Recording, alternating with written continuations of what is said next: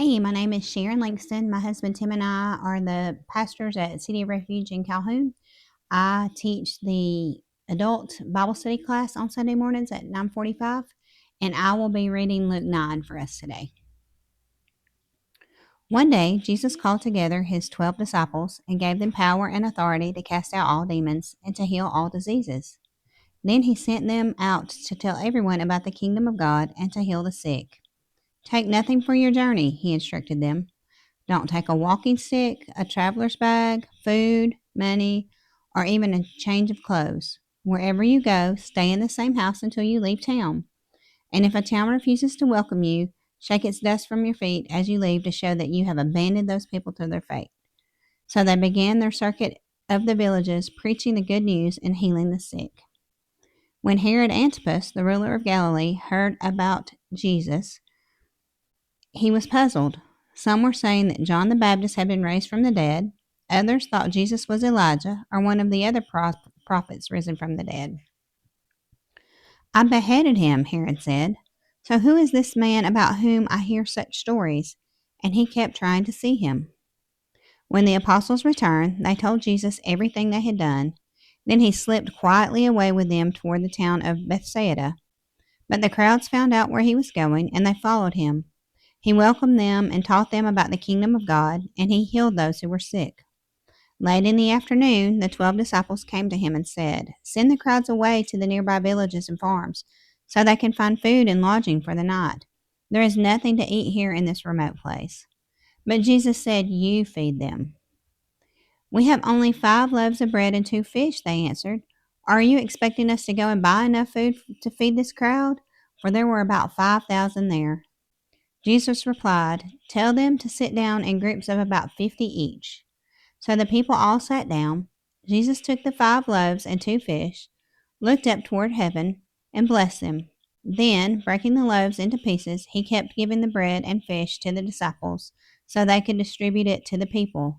They all ate as much as they wanted, and afterward, the disciples picked up 12 baskets of leftovers. One day, Jesus left the crowds to pray alone. Only his disciples were with him, and he asked them, Who do people say I am? Well, they replied, Some say John the Baptist, some say Elijah, and others say you are one of the other ancient prophets risen from the dead. Then he asked them, But who do you say I am? Peter replied, You are the Messiah sent from God.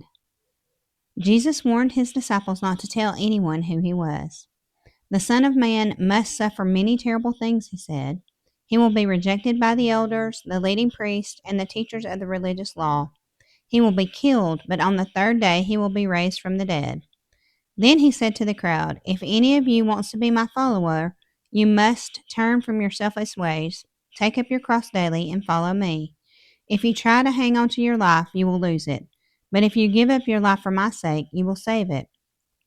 And what do you benefit if you gain the whole world, but are yourself lost or destroyed? If anyone is ashamed of me and my message, the Son of Man will be ashamed of that person when he returns in his glory and in the glory of the Father and the holy angels.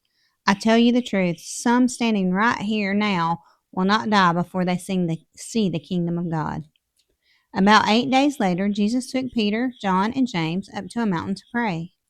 And as he was praying, the appearance of his face was transformed, and his clothes became dazzling white. Suddenly, 2 men, Moses and Elijah, appeared and began talking with Jesus.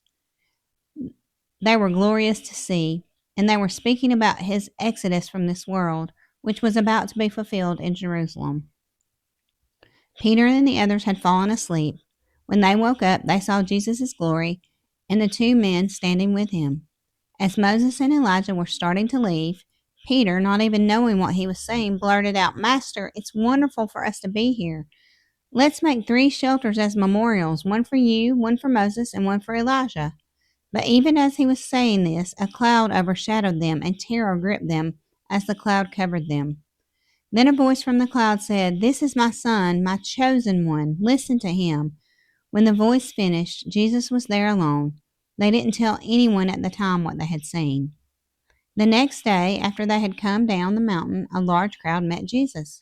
A man in the crowd called out to him, Teacher, I beg you to look at my son, my only child. An evil spirit keeps seizing him, making him scream. It throws him into convulsions so that he foams at the mouth. It batters him and hardly ever leaves him alone. I begged your disciples to cast out the spirit, but they couldn't do it.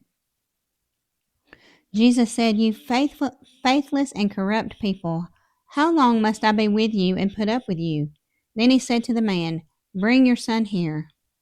As the boy came forward, the demon knocked him to the ground and threw him into a violent convulsion. But Jesus rebuked the evil spirit and healed the boy. Then he gave him back to his father. All gripped the people as they saw this majestic display of God's power. While everyone was marveling at everything he was doing, Jesus said to his disciples, Listen to me and remember what I say. The Son of Man is going to be betrayed into the hands of his enemies. But they didn't know what he meant.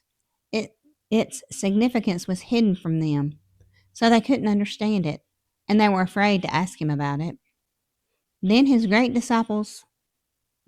disciples began arguing about which of them was the greatest.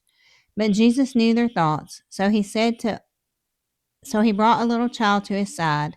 Then he said to them, Anyone who welcomes a little child like this on my behalf welcomes me, and anyone who welcomes me also welcomes my Father who sent me. Whoever is the least among you is the greatest. John said to Jesus, Master, we saw someone using your name to cast out demons, but we told him to stop because he isn't in our group. But Jesus said, Don't stop him. Anyone who is not against you is for you. As the time drew near for him to ascend to heaven, Jesus resolutely set out for Jerusalem. He sent messengers ahead to a Samaritan village to prepare for his arrival. But the people of the village did not welcome Jesus because he was on his way to Jerusalem. When James and John saw this, they said to Jesus, Lord, should we call down fire from heaven to burn them up? But Jesus turned and rebuked them, so they went on to another village. As they were walking along, someone said to Jesus, I will follow you wherever you go. But Jesus replied, Foxes have dens to live in, and birds have nests, but the Son of Man has no place to lay his head. He said to another person, Come follow me. The man agreed, but he said, Lord, first let me return home and bury my father.